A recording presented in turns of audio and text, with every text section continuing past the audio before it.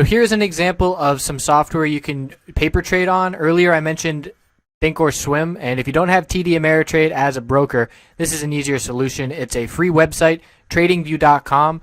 It's really good for charts as well. So this is the home page. You go in and you pull up your chart. And I was working on Netflix earlier. Let's pull that up.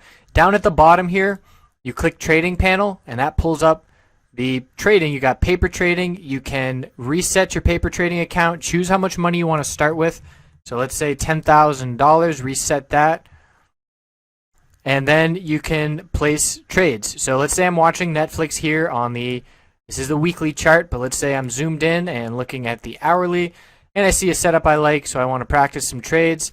Create new order. You've got a market order you can fill out, the quantity, how many shares you want, where you want to sell at, your stop loss level. You got a limit order here. So let's say I want to buy 100 shares.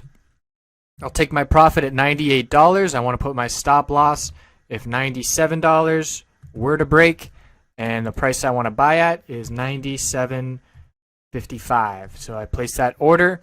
It shows up.